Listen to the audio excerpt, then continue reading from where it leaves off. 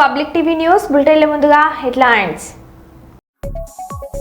ప్రపంచవ్యాప్తంగా ఘనకీర్తి చాటుకునేలా శ్రీ ఓరుగల్లు భద్రకాళి దేవాలయం మాడవీధులు గోపురాలతో విరిచిలేందుకు ముస్తాబు.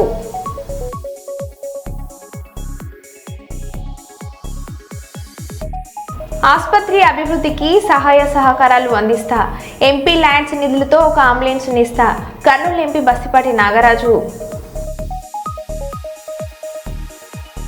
మహిళల స్వయం అభివృద్ధికి రాష్ట్ర ప్రభుత్వం ప్రత్యేక చర్యలు తీసుకుంటుంది. రాష్ట్ర పరిశ్రమల శాఖ మంత్రి టీజీ భరత్. మంచిర్యాల గోదావరి తీరాన మహాప్రస్థానాన్ని ప్రారంభించిన మంచిర్యాల ఎమ్మెల్యే కొక్కిరాల ప్రేమ్సాగర్ రావు. క్యాతన్పల్లి రైల్వే ఓవర్ బ్రిడ్జ్ ని ప్రారంభించిన పెద్దపల్లి ఎంపీ గడ్డం వంశీకృష్ణ, ఎమ్మెల్యే వివేక్ వెంకటస్వామి. ఇక వివరాల్లోకి వెళ్తే, దేశవ్యాప్తంగా నెలకొన్న పుణ్యక్షేత్రాలలో ఒక ప్రత్యేకమైన దైవక్షేత్రం ఓరుగల్లు శ్రీ భద్రకాళి దేవాలయం.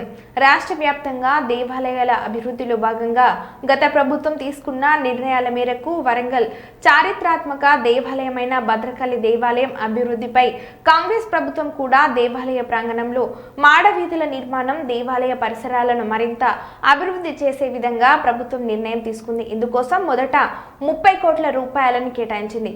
స్పెషల్ డెవలప్మెంట్ నుంచి 20 కోట్లు, కాకతీయ అర్బన్ డెవలప్మెంట్ అథారిటీ కూడా నుంచి 10 కోట్ల రూపాయల నిధులు విడుదల చేసి మాడవీధుల నిర్మాణాలతో పాటు భక్తుల్ని ఆకర్షించేలా ఆలయ పరిసర ప్రాంతాన్ని తీర్చిదిద్దే విధంగా పనులు ప్రారంభించింది.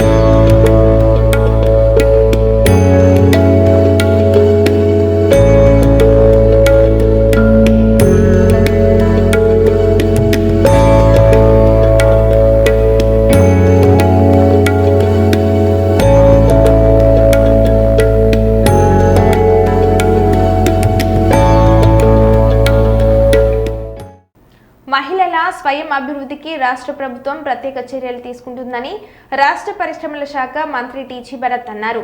సిఓడబ్ల్యూఈ confederation of women's entrepreneurs of India ఆధ్వర్యంలో మహిళలకు చిరుధాన్యాలతో వివిధ రకాల ఆహార పదార్థాలు మరియు కేక్ల తయారీపై శిక్షణ ఇచ్చారు. పత్తికొండ, ఎమిగనూరు ప్రాంతాల్లో 200 మంది మహిళలకు శిక్షణ ఇచ్చారు. శిక్షణ తీసుకుంటున్న మహిళలకు నేడు మంత్రి భరత్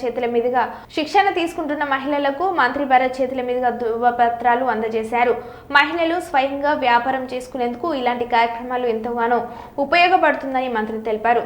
చిరుధాన్యాలతో మహిళలు తయారు చేసిన కేకును మంత్రి కేక్ కట్ చేశారు.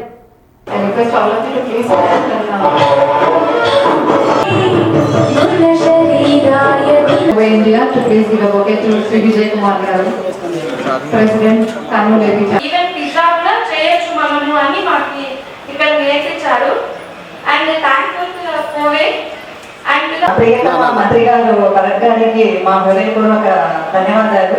ఎందుకంటే ఆయన పిలిచినందుకు ఆయనకి నిజంగా మేము జీవితాంతం కృతజ్ఞతగానే ఉండిపోతాము. అండ్ మిమ్మల్ని నా ప్రపోజల్ చెప్పదలుచుకున్నానండి, అవకాశం వచ్చింది కాబట్టి. నేను బేకరీ ఓపెన్ చేద్దాం అనుకుంటున్నానండి. ఇంకా నాకు మా హస్బెండ్ మంచి సపోర్ట్ ఇస్తారండి ఇలాంటివి ఏదైనా చేయాలి అంటే. ఆయనని ప్లస్ ఇంకొకటి కూడా స్టార్ట్ చేయాలనుకుంటున్నానండి. ఈ మామూలుగా బేకరీ అంటే మైదాతో చేస్తాం కదా, fast food and general food రెండు ఓపెన్ చేయాలనుకుంటున్నాను. అంటే నేను చాలా బిజినెసెస్ చేస్తానండి, టికెట్స్ అమ్ముతాను, పెయింటింగ్స్ చేస్తాను. సో వాళ్ళందరికీ చూసి మీరు చేశారా అని అపర్ణ మేడం అందరికీ చాలా చాలా థ్యాంక్స్ అండి ఈ అవకాశం ఇచ్చినందుకు. థ్యాంక్ యూ సో మచ్ మా ఆల్ ద బెస్ట్. అట్లా చేసుకునే వాళ్ళం, కానీ ఇది వెరీ ఇన్నోవేటివ్. ఇప్పుడు బర్త్డే సెలబ్రేషన్స్ అంటే యానివర్సరీ సెలబ్రేషన్ అంటే ఫస్ట్ మైండ్ లో వచ్చేది, పిల్లలకి వచ్చేది కేక్. ఇప్పుడు కేక్ కూడా మినిట్స్ చేస్తున్నారంటే programme, and it is very helpful to women for at home. ఇంట్లో ఉన్న వాళ్ళకి, ఆడవాళ్ళకి చాలా చాలా చాలా. Now I request సక్సెస్ అయిన సో మన ఉమెన్ అందరూ కూడా చక్కగా తయారు చేశారు కేక్స్ కదా. మైదాతో చేస్తే ఎలా ఉంటుంది, అంతకంటే బ్యూటిఫుల్ థాట్. కాబట్టి ఎంత చక్కగా ప్రజెంట్ చేస్తారో చూడండి.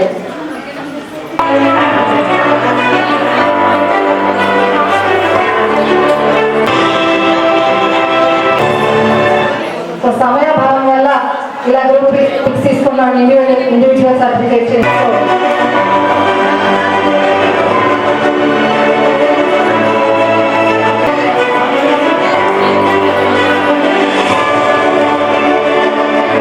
मैम कैमरा मैम मैडम पीछे कैमरा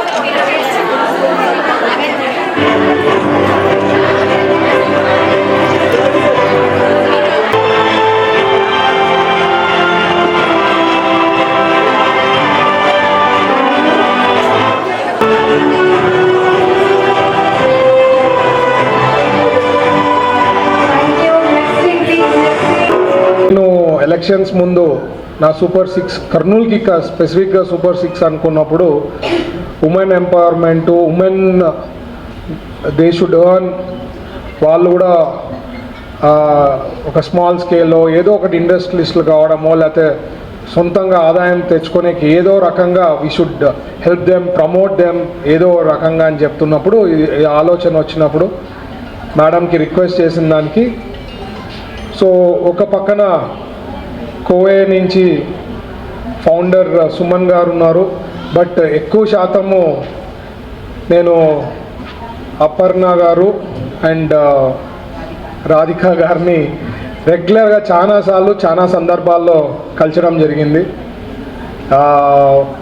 ఏ రకంగా Kovai they support for women అని చెప్పి డిస్కషన్ చేస్తున్నప్పుడు ఈ మిల్లెట్స్ది సబ్జెక్ట్లో డిస్కస్ చేస్తున్నప్పుడు అదే మిల్లెట్స్కి సంబంధించింది ట్రైనింగ్ చేస్తే మిల్లెట్స్కి సంబంధించిన ఐటమ్స్ ఎన్నోటి ఉన్నాయి అండ్ హెల్తీ ఫుడ్ ఇది, బట్ చాలామందికి అవేర్నెస్ లేదు, లేకపోతే ఎట్లా చేయాలనే విధానాలు తెలీదు అని చెప్పినప్పుడు, లేదు మేడం మీరు ఇది కూడా ఒక పక్కన ఆస్ట్రేలియా ఎంబసీ వాళ్ళు సపోర్ట్ చేస్తారు, నేను ఇమీడియట్గా ఆస్ట్రేలియా ఎంబసీకి కోవేకి రికమెండ్ చేసి they are in this line, women entrepreneurs చేసే దాంట్లో they support in a big way. ఒక ఆర్గనైజేషన్ ఉంది, ఏదో రోడ్ సైడ్ ఆర్గనైజేషన్స్ కాకుండా ఒక సిస్టమాటిక్గా ఒక పర్ఫెక్ట్గా రన్ చేస్తున్నారు, వీళ్ళకి సపోర్ట్ చేయండి అని చెప్పి ఆస్ట్రేలియా ఎంబసీకి రిక్వెస్ట్ చేస్తే మేడం వీళ్ళకి సపోర్ట్ చేయడం, దాని తర్వాత అడుగులు ముందుకేసి ఈరోజు దాదాపు 200 మంది ఉమెన్ నేర్చుకోవడం, వేరే థింగ్స్ చేయగలుగుతాం అంటున్నాను. నేను అసలు ఫస్ట్ ఈ కేక్స్ చూసినప్పుడు నాకు మైండ్లో రాలే, ఏమో కేక్స్ పెట్టినారు అనుకున్నా, కానీ మిల్లెట్స్తో కేక్ చేసినారు అనేది it was a big surprise to me. And Jagtial జిల్లా కొడిమ్యాల మండలం కోనాపూర్ గ్రామంలో అంబేద్కర్ 134వ జయంతి సందర్భంగా గత కొన్ని ఏళ్లుగా ఆవిష్కరణకు నోచుకోలేక పెండింగ్లో ఉన్న డాక్టర్ బిఆర్ అంబేద్కర్ విగ్రహాన్ని స్థానిక ప్రజాసేన యూత్ ఆధ్వర్యంలో జయంతి రోజు పునుగోటి కృష్ణారావు చేతుల మీదుగా ఆవిష్కరించారు. ఈ సందర్భంగా ఈ కార్యక్రమానికి ముఖ్య అతిథిగా పాల్గొన్న పునుగోటి కృష్ణారావు మాట్లాడారు.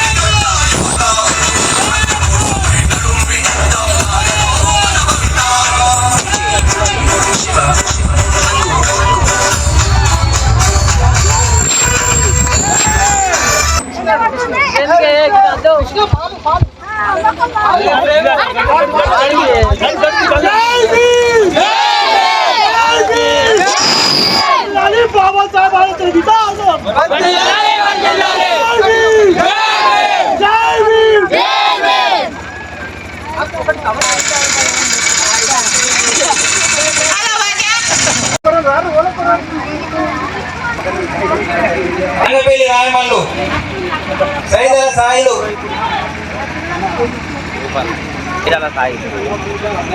గోస్కి అంజయ్య సైదల దుర్గయ్య మనం ఖచ్చితంగా ఇస్తాము. దయచేసి అన్నట్టుగా భావించి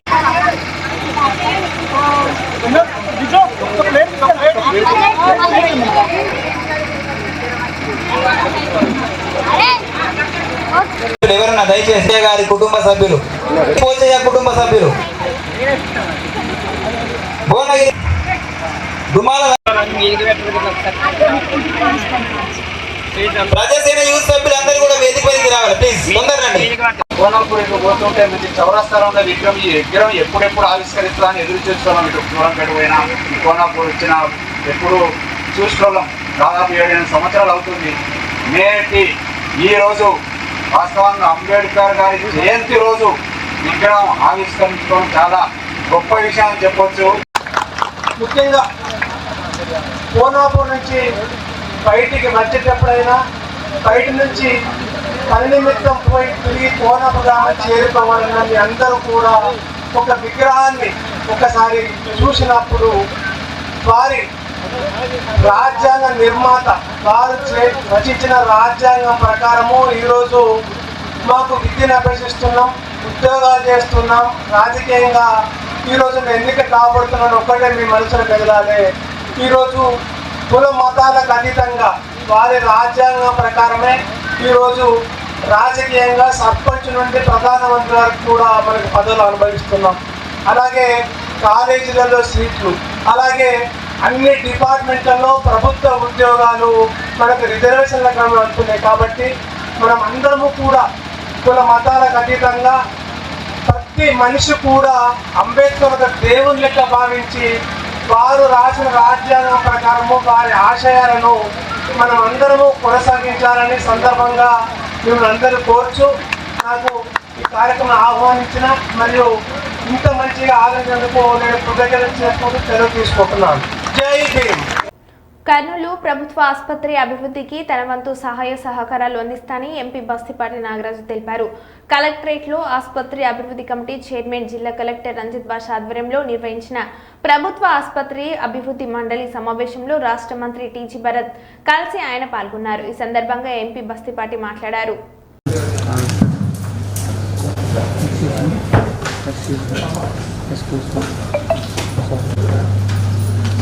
Good afternoon to all of you. Sir, good afternoon, Collector and District Manager Ranjit Basha Garu. Respect Minister for Industries, Commerce and Food Processing. Committee meeting of the formation of UHS Hospital. It's what is the all the nominated members. He's a very popular architect. Mr. Bharanath, the architect, sir. I've been practicing for the last environment and I'm also born in the same hospital. I'm going to do some. నా పేరు వైశాలి పద్మజ అండి. నేను కర్నూలుకి service యాక్టివిటీస్లో ఉన్నాను. అలాగే నేను ఒక jewellery design hospitality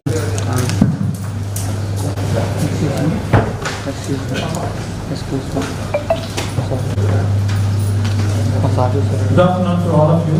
Sir, good afternoon, Collector and District Manager Ranjit Basha Garu. Respect Minister for Industries, Commerce and Food Processing. పెంచండి సార్. ఫార్మర్స్ మెడిసిన్స్ ఇచ్చే వాళ్ళు అంటే పెద్ద ఇది కాదు. మెడిసిన్ తీసుకురాకుండా వాళ్ళు నిలబెట్టడం బాగా తీసి ఆ మెడిసిన్ తీసుకెళ్ళక వాళ్ళ పరిస్థితి ఎట్లుంటుందంటే నేను డీప్ ప్రాక్టికల్ చూసాను. Okay sir. ఫార్మర్ సిస్టమ్ ఇద్దరు మెచ్చుకుంటే కూడా స్పీడప్ తీసుకొని వెళ్ళిపోతారు పాపం. ఇంకోటి సార్, ఇక్కడ మేము వచ్చే హాస్పిటల్ జనరల్గా విజిటింగ్ కాకపోయినా కూడా పార్లమెంట్ బయటగా యాక్సిడెంట్లు, హత్యలు మేము వచ్చేది మేజర్గా దానికంటే సార్ పోస్ట్ మార్టం డిపార్ట్మెంటే మా డిపార్ట్మెంట్ వచ్చేది ఎక్కువ అడిగే మేము. ఆడికి వస్తే వర్షాకాలంలో వర్షం పడుతుంది, వాళ్ళు లభోదిగమని ఘోరాది ఘోరంగా ఏడుస్తుంటారు. వర్షం పడుతుందంటే నిలబెట్టారు అక్కడ వాళ్ళ బాధ వర్ణనాతీతం బంధువర్గం వచ్చింది. కనీసం వాళ్ళకు ఆ ప్రాంతంలో ఒక కనీసం రేగులేసి ఎట్లందంటాడు ఓపెన్ సార్ అంతా ఆ బాధలో ఆ దుఃఖంలో ఎటుబారు బాడాడు ఉంటుంది.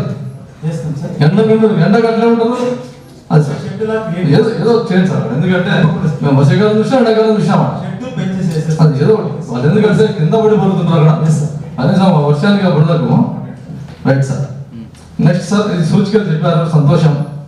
ఆల్రెడీ ఈరోజు రెడీ అవుతుంది సార్. 5 సూచికలు ఉంటే సార్ చెప్పినట్టు మంత్రివర్యులు తెలుగులో మాత్రం మస్ట్ చూడండి సార్. ఓకే సార్, తెలుగులో డెఫినెట్. మా నుంచి సెంట్రల్ గవర్నమెంట్ ఏమైనా వచ్చేదంతా కూడా మీరు పర్టికులర్ చెప్పండి. మాకెందుకంటే మంత్రివర్యులు కూడా తెలుసు అక్కడ. మనకు పెమ్మసాని గారు ఉన్నారు, రామ్మోహన్ నాయుడు గారు ఉన్నారు.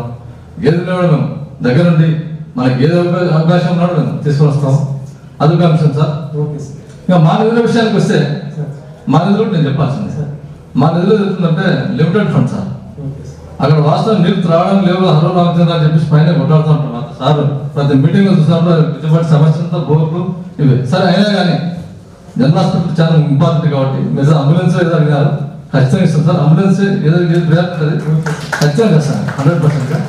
ప్రతి సంవత్సరం మీకు ఏదో ఒకటి మా వంతుగా 5 సంవత్సరాల్లో ఏదో ఒకటి కలెక్టర్ గారి ఆధ్వర్యంలో, మంత్రివర్యుల ఆధ్వర్యంలో ఏదో ఒకటి నేను చేస్తానే ఉంటాను.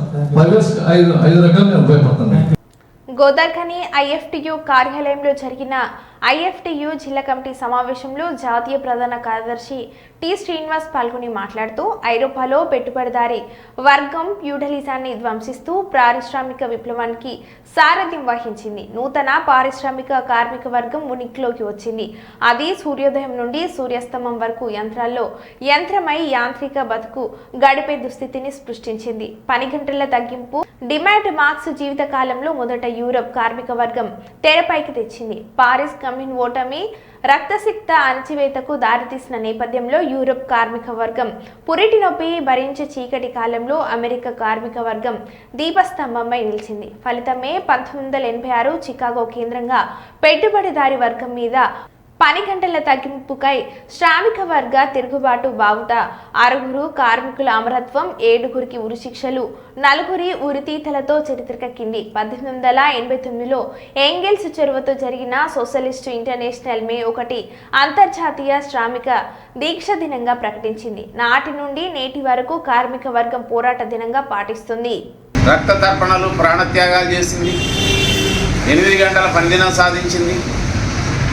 ఇన్ని సంవత్సరాల తర్వాత తిరిగి భారతదేశంలో ఉన్నటువంటి పాలక వర్గాలు, మోడీ ప్రభుత్వం 8 గంటల పని కాదు, కార్మిక హక్కులు ఏం లేకుండా ఇవాళ కార్పొరేట్ సంస్థల ప్రయోజనాల కోసం భారతదేశ కార్మిక వర్గం పోరాడి సాధించుకున్నటువంటి హక్కుల్ని, సౌకర్యాలని, సంక్షేమాన్ని మొత్తాన్ని కూడా పాలక కార్పొరేట్లకు తాకట్టు పెట్టే విధంగా 4 లేబర్ కోడ్లను తీసుకొస్తూ ఉంది. ఇది అమలైతే బ్రిటిష్ కాలం నాటి కట్టుబానిసత్వంలో ఎట్లా కార్మిక వర్గం పనిచేసిందో, మేడే కంటే పూర్వపు స్థితి ఏదైతుందో అట్లాంటి స్థితిలో కార్మిక వర్గం పనిచేయాల. పని గంటలు ఉండవు, ఎన్ని గంటల పని అనేటువంటిది ఉండదు. అదేవిధంగా సమ్మె చేసే హక్కు ఉండదు, సంఘం పెట్టుకునేటువంటి హక్కు ఉండదు, సంక్షేమం ఉండదు. ఏ హక్కులు లేకుండా కట్టుబానిసలుగా మార్చేటువంటి విధంగా ఇవాళ మోడీ ప్రభుత్వం ఈ చట్టాల సవరణ తీసుకొస్తాం, అమలు చేయబోతా ఉంది. 3వసారి అధికారంలోకి వచ్చిన తర్వాత 100 రోజులు అమలు చేస్తానని ప్రకటించింది. మేలో అమలు చేస్తుందా, జూన్లో అమలు చేస్తుందా, కానీ అన్ని రాష్ట్రాలకు మాత్రం ఖచ్చితంగా ఇది అమలు చేయాలని, 4 లేబర్ కోడ్ అమలు చేయాలనేటువంటి మాత్రం సిద్ధంగా ఉన్నటువంటి ఒక పరిస్థితి. అందుకే కార్మిక వర్గానికి ఉరితాళ్ళు. ఇది అమలైతే ఏమీ ఉండదు కార్మిక వర్గానికి. కనుకనే ఈ కార్మిక వర్గం అంతా కూడా ఈ 4 లేబర్ కోడ్లకు వ్యతిరేకంగా ఉద్యమాల్లో పాల్గొనాలని ఐఎఫ్టి జాతీయ కమిటీ పిలుపునిస్తూ ఉంది. రాజ్యాంగం గురించి ప్రతి ఒక్కరు తెలుసుకొని అవగాహన పెంచుకోవాలని కర్నూలు ఎంపీ బస్తిపాటి నాగరాజు అన్నారు. అంబేద్కర్ జయంతిని పురస్కరించుకొని నగరంలోని టౌన్ మోడల్ జూనియర్ కళాశాలలో నూతనంగా ఏర్పాటు చేసిన అంబేద్కర్ విగ్రహాన్ని ఆయన ఆవిష్కరించారు. అనంతరం కేక్ కట్ చేసి ఈ సందర్భంగా ఆయన మాట్లాడారు. ఒక్కసారి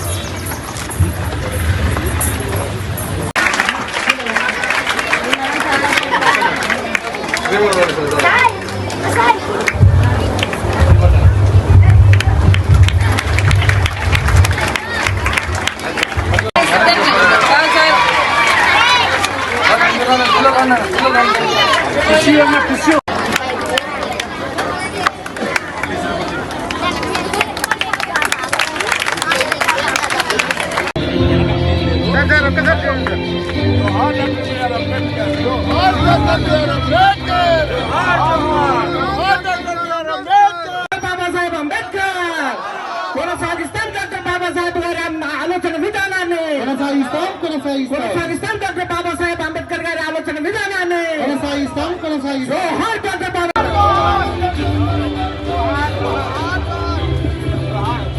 హలో అందుకో దండాలు బాబా అంబేద్కర్ అంబరాన ఉన్న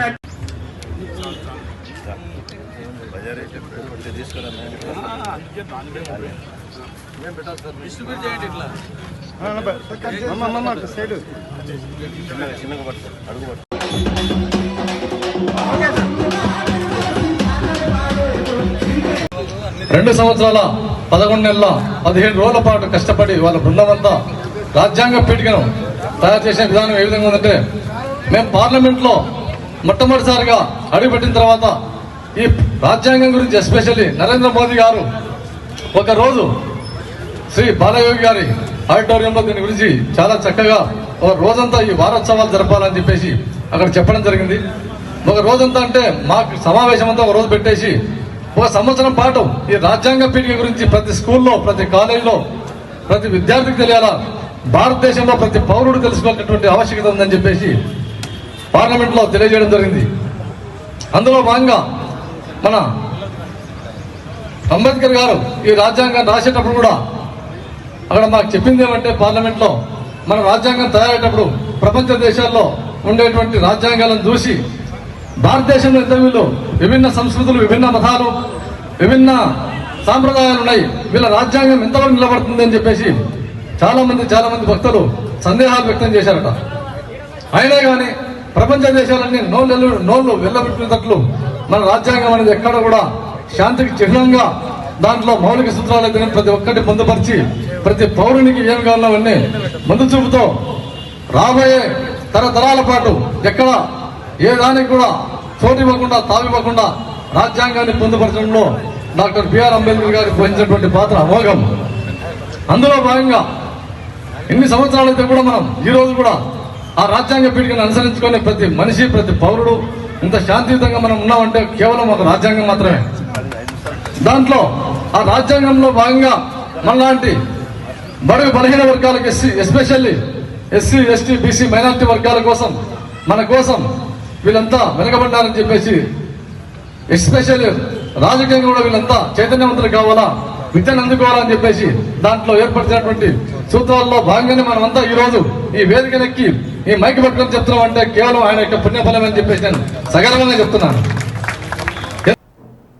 గురువులను స్మరించుకుందాం. ప్రతి ఒక్కరూ తమ జీవన విధానాన్ని చూపిన గురువులను ఎప్పటికీ మరవరాదని సీనియర్ న్యాయవాది ఎస్సీ ఎస్టీ లాయర్స్ ఫోరం అధ్యక్షులు జయరాజ్ తెలిపారు. కర్నూలు నగరంలోని ఎస్ నాగప్ప వీధిలో ఉంటున్న సీనియర్ న్యాయవాది వెంకోబారావు తన న్యాయవాది వృత్తిని చూపి 40 ఏళ్లుగా న్యాయవాది వృత్తిలోనే కొనసాగడం సీనియర్ న్యాయవాది వెంకోబారావు చూపిన మార్గమేనని జయరాజ్ చెప్పారు. గురువులను మరవద్దు, గురువుల సేవ గుర్తిద్దామంటూ మర్యాద పూర్వకంగా న్యాయవాది వెంకోబారావును కలిసి శాల్వ కప్పి చిరు కానుకలను సీనియర్ న్యాయవాది జయరాజ్ కుటుంబ సభ్యులు అందజేశారు.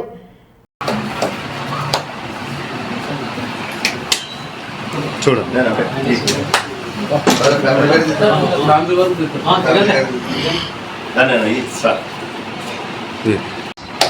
సార్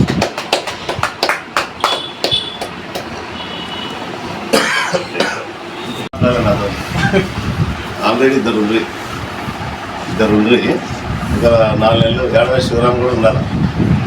ఇంకా వస్తుంటే పోతుంటే సార్ శివరాం సార్ 4 నెలల తర్వాత కూర్చోని మామూలుగా లేచిపోయిన లేచేవాడిని కాదు, ఏదో అర్థం ఏదో చదువుకుంటాను. కూర్చున్నాక కాదు నీ గురించి ఏమో చెప్పి యూనివర్సిటీలో అట్లా చేసినామంట, ఇట్లా చేసినామంట ఇంత కామన్గా అంటే I'm testing my patients sir అలానే వచ్చినాను. లేకపోతే అదే చెప్పారు నీ గురించి అంటే లేదు సార్ నేను వచ్చినానంటే సరే నేను వెంకటేశ్వరరావు అనే టైపిస్టు ఎట్లాడుతుంటే మరుసటి రోజు కూర్చోబెట్టుకున్నారా. మరుసటి రోజు వచ్చినప్పుడు ఏమనేది నోటీస్ రాస్తావా ఎందుకు సార్ చెప్తలేండి డిక్టేషన్ వెంకటేశ్వరరావు చెప్పాను. చెప్పిన తర్వాత చాలా సంతోషపడింది. మరుసటి రోజు నుంచి మ్యాజిస్ట్రేట్ కోర్టు వరకు రవీంద్ర సింగ్ సివిల్ మన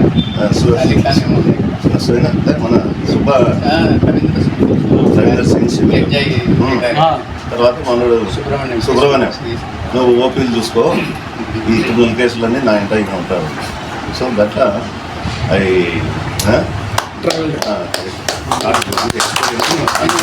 ఇంకొకటి చెప్తాను. The matter was pending between me and Mr. Jangam Reddy. I asked Mr. Jayadas to argue as against Mr. Jangam Reddy. And he only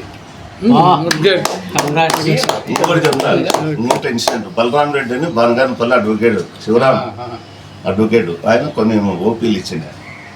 ఆ ఓపీలో డబ్బులకు బ్యాంకు పోయినాక ఇది సారది ఇచ్చి ఇది నువ్వు పెట్టుకో ఇది అంటే కొన్ని experience if you office you can succeed in the profession. మరి నేను అక్కడ సపరేట్ ప్రాక్టీస్ చేసుకుంటేనే మళ్ళీ ఇది కూడా అటెండ్ అయినా. అది commitment to the profession, commitment to the profession, commitment to the mother, commitment to the father, commitment to the master, guru, and commitment to the God. God is placed in fourth place, not in first place. That we must remember. And ఇది ఒకటి profession మనం ఒక రోజు పెట్టి 2 రోజులు వేరాజుగా పైకి రావాలా. ఆ మాదిరే సీనియర్